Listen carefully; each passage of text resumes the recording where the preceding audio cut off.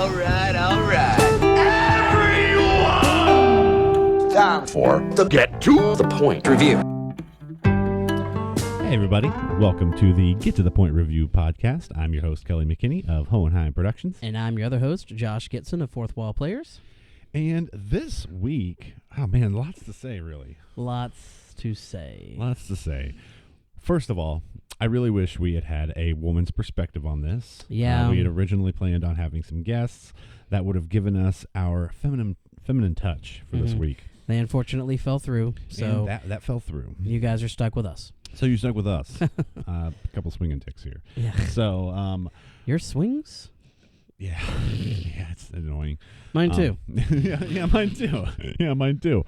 All right. Well, for our recent movie, we did choose something from 2021. Yes. And we were trying to stick with the female theme here, sort of. Yes. There is, though, a scene in the movie that would match up with what we were talking about. Yeah. So, and I was just about to break into what we are talking about, which was I got you. In the sense that when we first, the recent movie is breaking news in Yuba County from 2021, and we did a what it is over the movie, over the trailer, basically a trailer reaction. And I remember we both came out of it perplexed. Yeah, we were both perplexed. We weren't sure what we were going to think about the movie when it actually came out. Yeah. We were also wondering if it was if this was a story about women's empowerment, about women mattering. It was not. And it was in a selfish sort of way. Yeah, like kind of in a selfish, yeah. Yeah. So, again, we were really hoping to have a female perspective on this, especially since we had come at it wondering if it had to do with women's empowerment. We were wondering if maybe a woman might find it empowering in some way. But overall, I enjoyed the movie. It had, I did like a lot of the humor. Yeah, I chuckled quite a few times. Say I personally was not a huge fan of a specific person, but we'll get into that later. Well, let's kind of get into it now. Why don't you go ahead and give us your Get to the Point review? All right, so my Get to the Point review on breaking news in Yuba County is none of Sue Button's family or friends remembers her birthday, least of which her cheating husband. She finds him in the act, leading him to dying of a heart attack. So she does the only rational thing and uses the opportunity to lie to everyone to finally get noticed. And that's pretty much it right there. That's the movie. That really summarizes the movie. She's the girl who cries wolf. Kind of. Yeah, when we discussed this sort of previous to the podcast, I felt that it was a watered down attempt at a Coen Brothers film with a hilarious cast. Yeah. I recommend being as drunk with alcohol as our lead character was in her search for fame. Yeah. That if you want to truly enjoy the movie, I suggest sipping a couple of beers, maybe. Maybe that's what I did wrong. No, I mean, like I said, I enjoyed the movie. Like, I don't think it's the worst comedy we've reviewed on here. No. But it's probably in the bottom tier. No, yeah, it is. I put this right with Desperados. That's exactly what I was just thinking was Desperados. Yeah. All right, so this week's review is from The Hollywood Reporter by Sheri Linden, and I think getting into the review will help us explore kind of what was wrong with this movie and why it wasn't as impactful as maybe it was hoping for. Yeah. I kind of think that it is exactly what the director and writers wanted. Right. Though, at the end of the day. It just didn't quite hit the way they wanted it to. Right.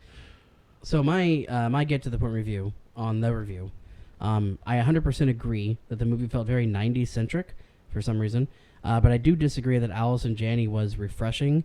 I think this is a case of great history providing the benefit of the doubt for the actress. Like, I don't think her job, she didn't do a bad job being the character. I just didn't like the character, and I didn't like that there were no repercussions for basically causing... For lying about everything? Not just lying, but I mean, it led to how many people's deaths? Yeah. I mean, right, spoiler alert. Yeah, it does. It does lead to quite a few deaths. And, she's not even, remorseful about it. It's just I'm going to use this to further my... Yeah, don't worry, I'll tell your story. Yeah. Don't worry, I'll tell your story. Right.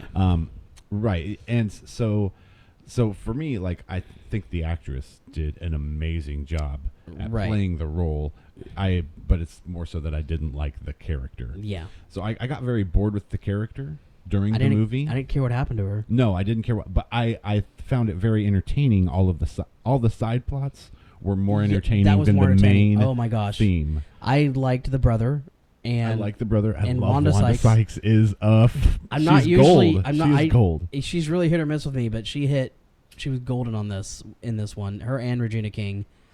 I feel so alive. Yeah. Oh my gosh, that was so great. Yes. Yeah. So I mean, there were definitely great performances, and then there were some I was just kind of questioning, like why they went and got such a high profile actor for. Like, I feel like Mila Kunis didn't. Like, maybe there was more to her story originally that got cut. You know, like, she just kind of disappears. She really surprised me in this. I mean, like, I always like I always like her, but like I have a hard time separating her, that 70s show character, from everything else she does. Right. So like when I don't see Jackie on screen, I'm like, I still see Jackie, and that's part of the problem for me, is that I can't separate her from the character. So that's on me. Sorry, Mila. Yeah, but I loved her in this movie. I thought she did a great job for playing her character. I just thought, it was kind of like she was expositional baggage. Like, she would come in when we needed to further the plot. And the best, the only time in the movie that you felt anything for Sue, the first 10 minutes when it's just she's getting shit on. Shit, yeah.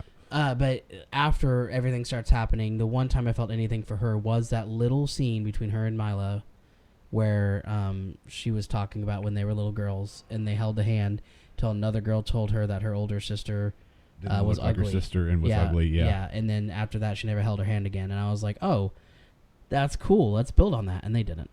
Well, yes, they didn't. But I think that was the point, though, is that usually those stories have like a happy ending. It's like, no, I was just a shit little girl. Like, I was just a piece of shit. Well, and I mean, she does try to. She is there for her sister when she's it matters. She's redeeming that now. But what really is weird to me is that, like, they do the whole thing where, like, she gets shot in the leg, and then Sue is all like, leave her alone, I'll take you to whatever, and then, like, we never hear anything about her after that. Yeah. Right. And that was weird to me, and it just kind of felt like it was like maybe there was another scene written in there that just didn't make the final cut. I don't know. Maybe. Yeah. Well, and when it came to this, to the review by Sheri Linden, which we got really confused on that because there was another name attached to it, and it was the same review. And it was the same review. Yeah, it's very weird. So I apologize if it's not Sheri Linden. We do have an article that has your name on it, I promise. Yeah. But I said that she's right and wrong. Seeing the movie, like, when I say she's right and wrong, I'm specifically talking about the point of the review where she says, like, after seeing the movie, she doesn't understand how anyone signed on, like how all these big actors signed on to it. I don't ask that at all. No. Because I'd have read this script and thought, tired but fun. Right. I was thinking that too. I was like, I would have had a lot of fun playing one of the characters in this movie. Yeah. Yes. Any of the characters. Because I felt like a lot of the issues wasn't the characters. It wasn't even the fact that the story was kind of stale. It was just everything put together just didn't quite click. That's all it was. I think the biggest part for me is that I did not care about the main character. Right. And I was thinking about that too. I was like, if I was doing a movie like this, what would I have focused on instead?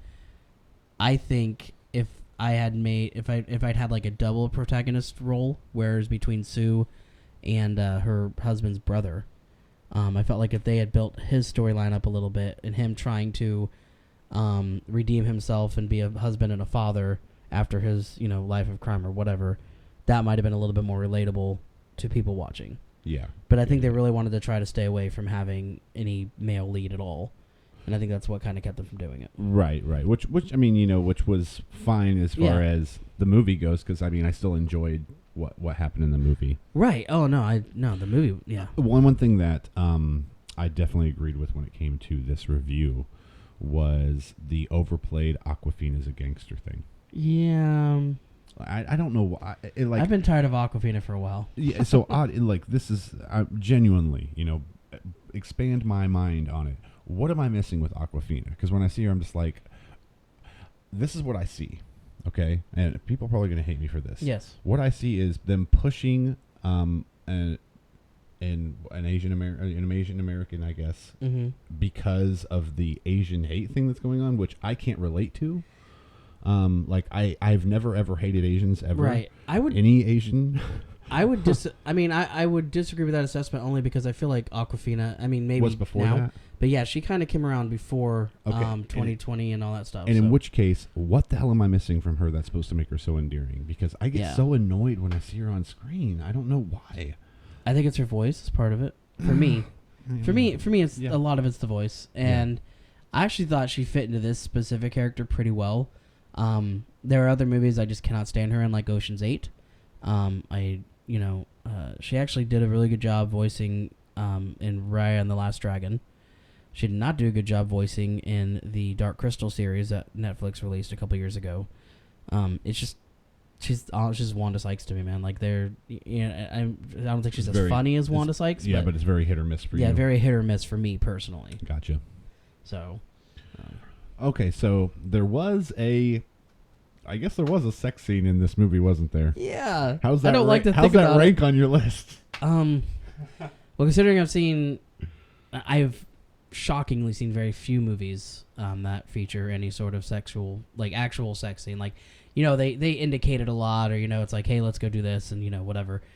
So I mean, I don't know, like whatever is one after the last. It was just so cringy and awkward, and I think that was the point, but I didn't like it. It was supposed to be real.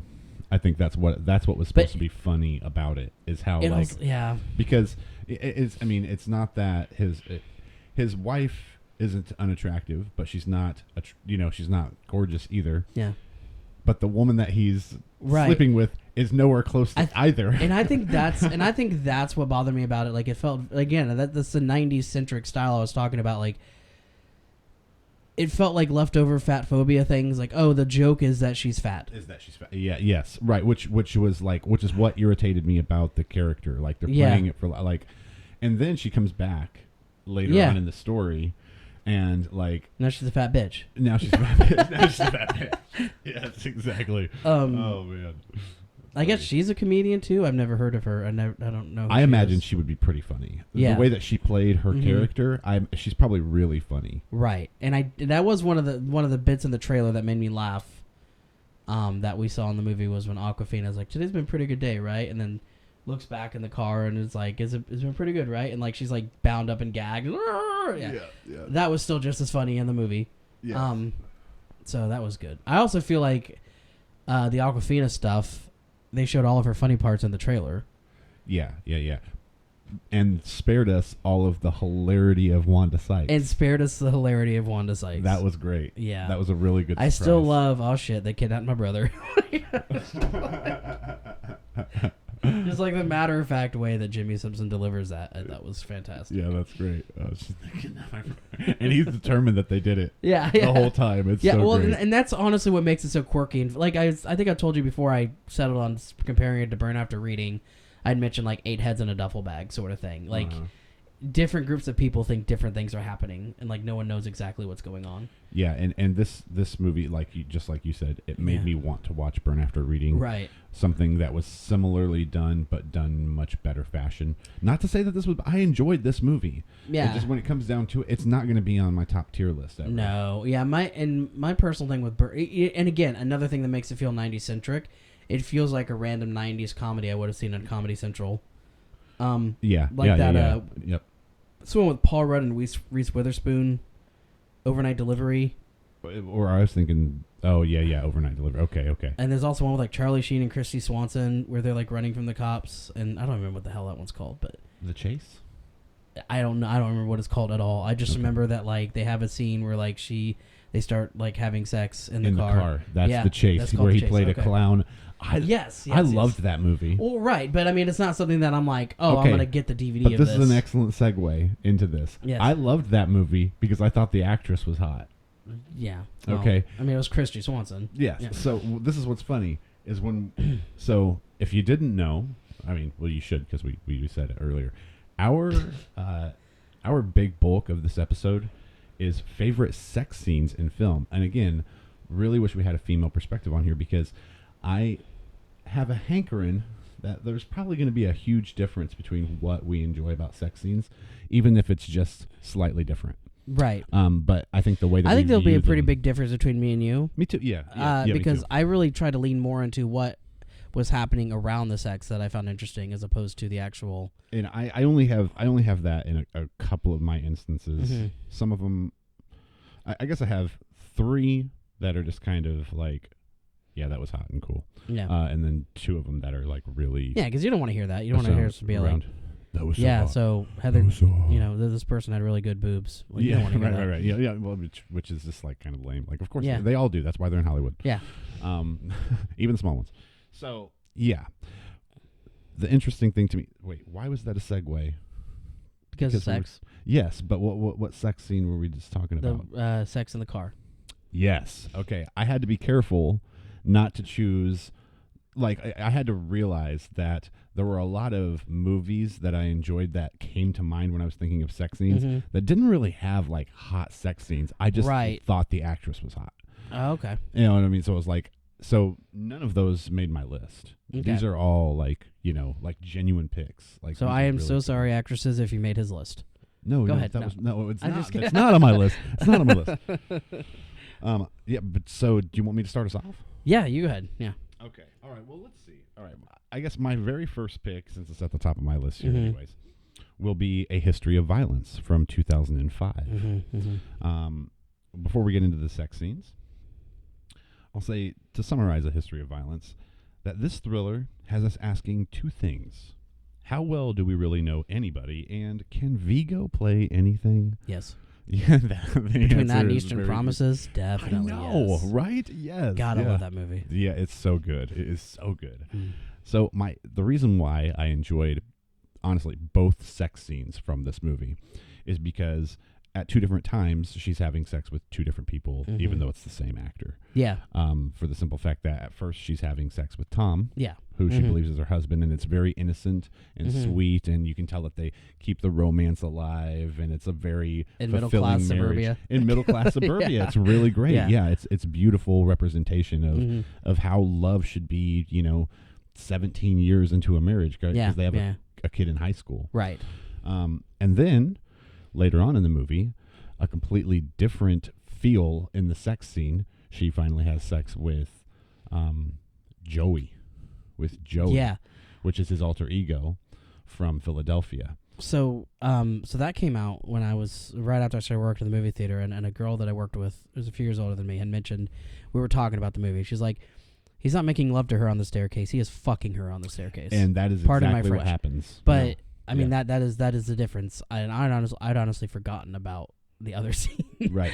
Well, and the thing is, they're both like pretty hot too, but it's more of their story element that makes it hot. Like, because at the beginning you're seeing this really cute, like as Tom Stahl, he can't even, like he doesn't even know what to do with his hands while he's sitting on the bed, waiting for her to come out of the bathroom. And he's like, what did it do with my wife? Whereas if that had been Joey sitting there, he would have probably been laying back on the bed smoking a cigarette, waiting for her. When she came out, no playing around, he would have just like ripped her clothes off and done her. It would have been a completely different kind of setup, being that they're different people. So, and Vigo plays that off brilliantly. And then the cinematography helps too. I noticed that when I was looking through a lot of the sex scenes that I had remembered in film, I really enjoyed ones that focused on the hands. Okay. Because it's very intimate, and like she's like grabbing at his ass and everything when they're on the stairs, like going at it and everything else. And it's like not that I'm like, oh yeah, Vigo ass. It's more of that, it's the intimacy of it. It's like, yeah, that's fucking hot. Like, yeah, that's hot. I feel like it's typical for a man to have his hands all over a woman because misogyny or sexism or whatever the hell the reason is nowadays, however they label it. But when a woman has her hands all over a man, it's like, yeah, like, because a man wants to feel wanted too, right? And so that's really hot. And so there we go. That I was wanna make you feel wanted. Oh, sorry.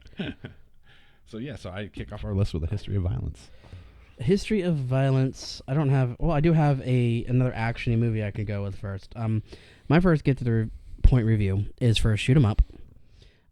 This is just the pinnacle of badass hero. simultaneously banging Monica Bellucci while pumping iron into millions of minions. The zaniness of the scene is perfectly wrapped with the over-the-top line, "Talk about shooting your load" at the end of it. I don't know if you've seen Shoot 'Em Up. I have It is not. like a little action movie with Clive Owen, and the bad guy is Paul Giamatti, and they're trying to like it's a convoluted. It's like anything like you'd randomly see in the 90s or whatever, and it's a shoot 'em up flick, and lots of AC/DC songs on the soundtrack, and he kills people with a carrot. There's so many like really cool and interesting, intensive, and Paul Giamatti, like you can smell how disgusting he is as a person in the film. Yeah, like he does such a good job, and such a great film. And I mean, that's probably the only one that I have that's like kind of like funny or whatever. And it's not funny, but like they're in the middle of like having sex or making love or whatever, and then a bunch of assassins come in to try to kill him, and so like he just has guns around, and he's just like whatever, and it's like he has her standing up, and like he's against the wall while shooting people around them, and it was and it's ridiculous. Yeah, it's so ridiculous and so over the top, but it fits the movie dynamic so well. I love that film. Okay, nice. I like it. All right, well, so to piggyback off of that being ridiculous, I guess I'll go into Californication, which, if you didn't know, is I think HBO series. That was Stars. Maybe it was Stars. From 2007 to 2014. Ran for 7 seasons. And to summarize the series, I said, see David Duchovny as a sex addict for 7 seasons as he navigates his career, friendship, fatherhood, and insane Hollywood poon. Now, this is like a sort of a cheaty type of pick because as many sex scenes as there are in the show, which is like pretty much 1 per episode. Yeah. I didn't pick any of the sex scenes. It is actually a dialogue that occurs after a suggested sex scene. Right. So you still don't see the sex. But it's in the later seasons. It's in the last season. He finally finds out that he has a son that's like basically an adult named Levon. And Levon is a virgin. David Duchovny's character buys him a prostitute. He has sex with the prostitute, and after he's expelled his load, he comes out to talk to his dad, and he's like, oh my gosh, what is this feeling? Like, I feel like I could tackle the world's problems. Like, I want to solve world hunger and, like really tackle all these better issues. And he's like, that's good, son. I'm glad you feel that way. It's like, how long does this feeling last?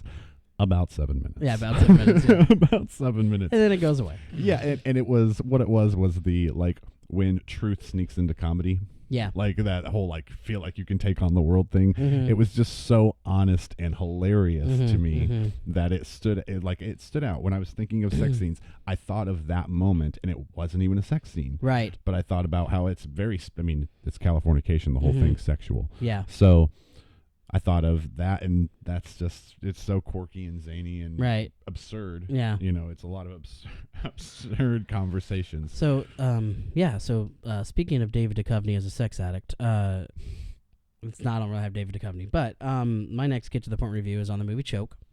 So in a movie about a sex addict, not David Duchovny, my favorite scene is when Sam Rockwell finally visits the Mile High Club with Kelly MacDonald. The perfect payoff to his journey of self-discovery after not initially being able to perform due to actually having feelings for her and not being able to kind of, what's the word, connect the two or you know what I'm saying? Like he had no problem like sleeping around with anything that he didn't care for, but he finally finds this woman that he's attracted to and he can't get it up.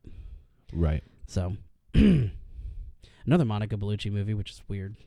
Yeah, you got to think for I cannot stand her. But if Heidi were here, she'd be accusing me of having a thing for Kate Beckinsale just because, like, I don't know, some obscure dream like 20 years ago. Yeah, that was your fault for telling her about the dream. No, she had a dream that I was. Oh, well, she had a dream, and I got in trouble for it. Yeah, no, it's this is why we need a woman here because they can explain to us why I get in trouble for things that happen in your dreams. Yeah. Yes. Anyway, so that was my next one. Have you seen Choke? I haven't. I feel like I need. I actually own all these movies, so if you ever want to borrow one. Okay. Well, Choke sounds very interesting. I love Sam Rockwell. I can't believe I haven't seen that. Yeah, it's 2008. I can't believe I haven't seen that. Yeah. Okay. All right. Well. Oh, okay. As a homophobic joke, I'm not homophobic. We'll go right into speaking about not being able to keep it up. Brokeback Mountain, 2005. Yep. Now I know everyone's going like, wait, what? No, we're not talking about. I am not talking about the sex scene between Jake Gyllenhaal and Heath Ledger. I'm talking about the other sex scenes that happen in the film With the women. And the implications of it because of what we know as audience members. Yes. How hard hitting those are. When you see, I mean, like, and how different the emotions are. Because when we see Enos, Heath Ledger's character, having sex with his wife, we're like heartbroken. For whatever reason, when Jack Twist is finally getting with his woman, we're kind of like, thank God he has somebody. Because you can tell how codependent he is. Right. You know what I mean? Right. Whereas Enos is strong all by himself, but he has this dark secret. Jack has a dark secret, but lives with it and boldly hits on men that he doesn't even know are gay. Right. You know what I mean? Kind of thing. So when you see him get with a woman, it's like, oh, he's got somebody. You know what I mean? And they actually get along. And then, you know, who doesn't like Anna Kendrick? I mean, not Anna Kendrick. Well, Anna Kendrick, Hathaway. but also Anne Hathaway. Anne Hathaway, yeah. Who doesn't like Anna Kendrick? Anne Hathaway, yes.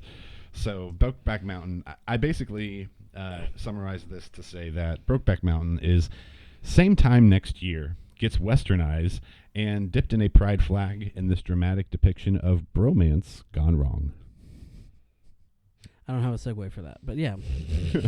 Well, I used the play that I'm only familiar with because you and Catherine did it. Yeah. Same time next year. Yeah. I do like same time next They year. met up every couple of years and did the dirty. Okay, so I guess I'm just going to go to my next one. My next Get to the Point review is Atonement. Oh, yeah. So, obviously the scene in the library that we all know about. The passionate sex scene that leads to ridiculously jealous younger sister to fuck up everybody's life. It actually is an example of a sex scene adding to a story, which I don't think it does happen. Obviously, we've got at least 10 examples of it. A lot of the times, you know, like those 80s action movies, like, why was there a sex scene in Highlander? Like, you didn't need that whole thing. Right. The whole thing is about guys cutting each other's heads off. Yeah. You know, or, you know, Fly Boys. Like, I will never stop complaining about there being a love story in a World War II movie. But you mean like Pearl Harbor?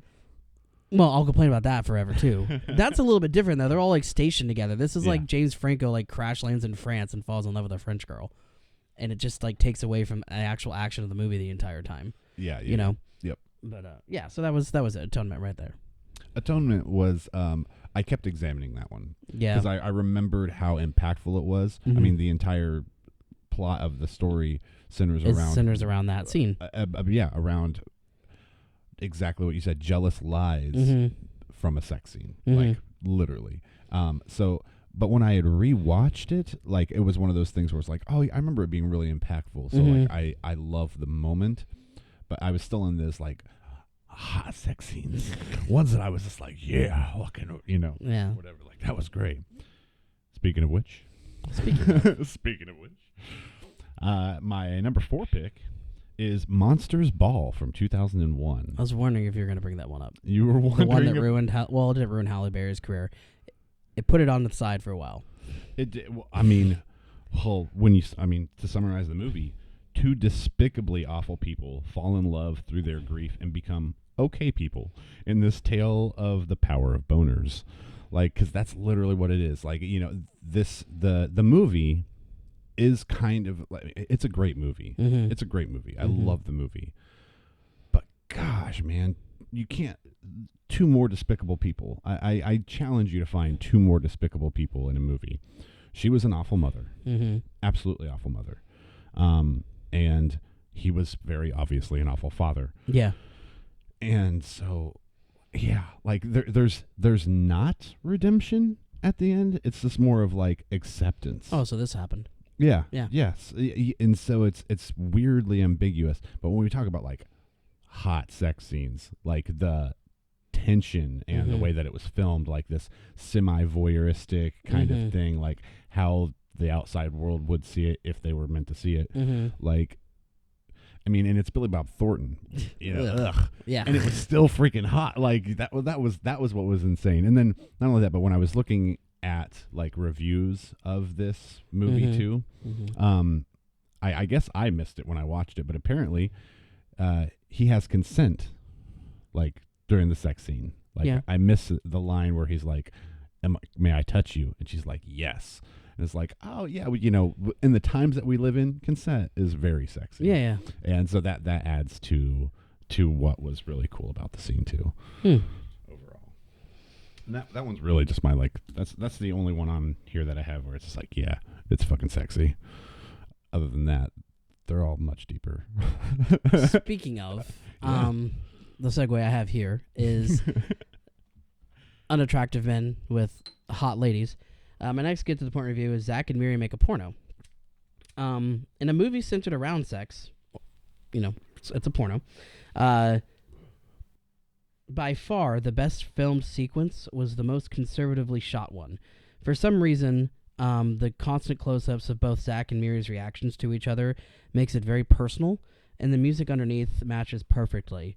In the words of Craig Robinson, way to fuck, Zach. Way to fuck, Zach. Nice, yeah. It was just so nice, like, to see that there was, like, this kind of tender... It's a contrast. Like, they were in love. Yes, the contrast is what made it great. Because all the other scenes were just, like, so funnily done, and, like, it was just, like, over the top, Right, clearly what should have been a mid-2000s comedy. Yeah. Mm-hmm. Yeah, I can agree. I can see why that one made your list. For me, it's, like, for the simple fact that the movie is played for laughs about porno, like, for me, I'm just like, it immediately gets scratched off my list regardless of I totally get because the contrast because there's a difference between sexy and beautiful, and so when we have something that in the whole movie, even if it's played for laughs, is supposed to be sexy, and then we have this beautiful moment between two characters, it's a really nice contrast, right? Which it kind of leads into my final one pretty well, which would be The Punisher. Okay. Now there are a couple of sex scenes in The Punisher. Yeah. Let me go ahead and summarize The Punisher first of all, to say that it is a documentary about John Bernthal trying to avoid being typecast. Oh, that Punisher. I have movies stuck on my head. Nope, so I'm talking about the like, TV. You're talking about the Thomas J. I'm talking movie? about the TV show. Okay, I'm with you now. I'm talking about the TV show. I'm with you. And this specifically, it is the sex scene between Micro and his wife. They haven't seen each other for, I can't remember. A couple years, I think, right? It's like at least 2 or 3 years, right? Where he had been deemed a traitor. Like he's dead, and he has to pretend like he's dead. And because there's a lot of buildup for, like, it's story-wise, for, like, for instance, when she's flirting with the Punisher's character. And he's getting, like, jealous. And he's getting jealous, and then they drink together, and he realizes, like, I wouldn't do that, dude. I would not mess with your wife. Right. Like, I don't care how much she comes on to me, I'm not going to mess with your wife. And so until we have that moment, like, when they finally get to it, they use their eyes to excuse themselves, discreetly. Yeah. And it lasts all of about 35 seconds in the bathroom. Super realistic. Naturally. Super realistic. Yeah, it's amazing. It's just amazing because she's also like, she is so happy that he's alive, and to just be in that moment, she doesn't care. Right. She's like, I just love you, I miss you, whatever. Like, it's fine. And he's embarrassed, and it's just so true to life and fun. Right. It's a fun one, and it's like one of those, like, you're never so happy to see somebody bone somebody in a bathroom. No, you're right. It's never that happy. No, yeah, it's rarely a heartfelt moment. Yeah. And in this instance, it was a very heartfelt moment. Right. So, like, out of all the sex, like, I liked that one in The Punisher. That one was really fun for me. Well, speaking of superhero sex, my last get to the point review is on Watchmen. Originally, I knew this was going to be on your list. Yeah, well, I actually like Watchmen the movie, but yeah, and so do I. Anyway, Night Owl fails to perform initially, but after he and Silk Spectre go back out as vigilantes, and kick a bunch of ass, they perform a beautifully artistic sequence aboard Night Owl's ship to the perfectly placed song "Hallelujah." Right. Yeah. I just the way and I guess part of me too in my decisions was like, can I still visualize? As far as like what was going on in that scene. That's kind of some of these movies like Atonement. I haven't seen Atonement in 12 years maybe. Yeah. Right. And I could still visualize that scene and like Saoirse Ronan's reaction to it and all that stuff. Watchmen I've seen more recently than that, but again, it's still like the same thing. Like there's like the blue lighting, and I mean, it just I just like I love the way that it was put together. Yeah, that one makes a lot of lists for sure, and for good reason. And you know, like I'm just always so nonconformist. I want to pick things that aren't usually on a list. I failed horribly when it came to Monsters Ball and Brokeback Mountain. I about to say I had a couple that I was like, oh, those would be on a lot of lists. Yeah. Monsters Ball and Brokeback Mountain are on most lists, I feel like, but I feel like I had slightly different reasons for picking them. Right. You know. Right. Yeah. Okay. Well, and that does our list, doesn't it? Yeah, that does our entire list. Well, holy crap. All right. Yeah, and so this would be a really excellent one. I would prefer to only see female picks for your Get to the Point review. Yes. Just give your top 2 or 3 favorites and why. And we'll be sure to read them out on the next show. Yes. Would love to hear what you ladies think. I know that, we both have women in our lives in some respect. We do? No, just kidding. Yeah. So I imagine Catherine has I love some my picks. wife. Just kidding. Yeah. Yeah, no, of course. Yeah. I imagine Catherine had some picks in some respects. Do you know what they were? Did you guys discuss them? No. No? No. We can talk about that after the show. She didn't want to discuss it. Well, I thought it was really interesting. So just to pepper in a little female perspective, Heidi, one of her favorites is from Meet Joe Black. And it's because, you know, death is literally experiencing something that's only given to life for the first time. And I thought that was really interesting. And then she mistakenly picked Last of the Mohicans, which doesn't have any sex. It's just a kiss. It's just like making out.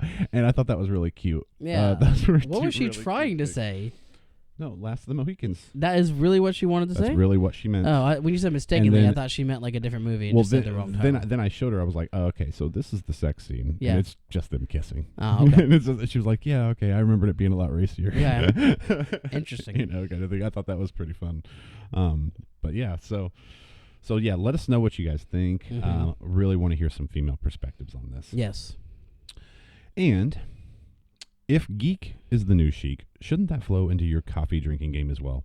The selection of vintage, geeky, and cheeky mugs can be found on eBay, fulfilling occasions from fool to cool. To see our selection of mugs, click on the link in the description below to aid in an expressive drinking experience.